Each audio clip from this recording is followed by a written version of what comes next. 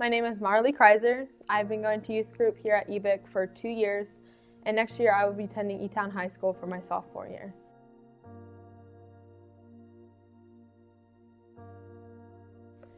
The difference that Jesus makes in my life was not really recognized for me until last year on the missions trip.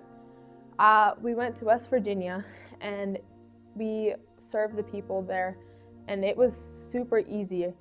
I thought it was going to be harder because we didn't know anyone, but once you take a leap of faith and jump into a situation, you don't really realize how awkward it can be.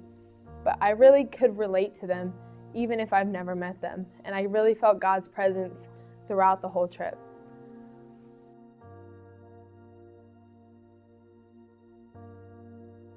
I grew up in a Christian home and I went to a Christian school where I learned about Christ every day, but I never really considered the difference that it should be having on my life.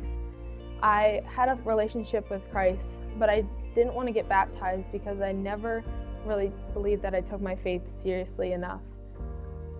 This was a difficult year for me.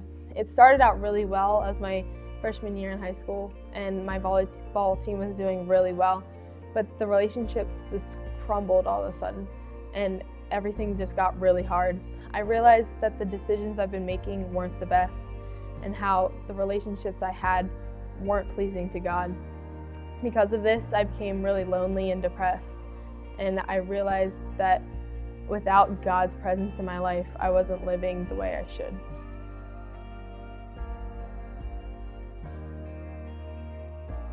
Then one night, I was considering my next steps, and I started crying out to God, and He really pointed out a verse to me. This verse was 1 Peter 2:9, which says, "But you are a chosen generation, a royal priesthood, a holy nation, His own special people, that you may proclaim the praises of Him who called you out of darkness and into His marvelous light."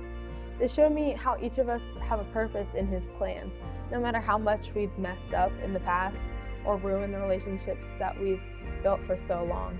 It really showed me how we are chosen to fulfill God's will, no matter how hard it can get. A month ago, my class was reading through a poem which said, "The power play goes on and you will contribute a verse." This pointed out to me that I can only fulfill God's plan for my life through Him, and I won't be able to contribute the whole song. I will have to only contribute a verse with His help.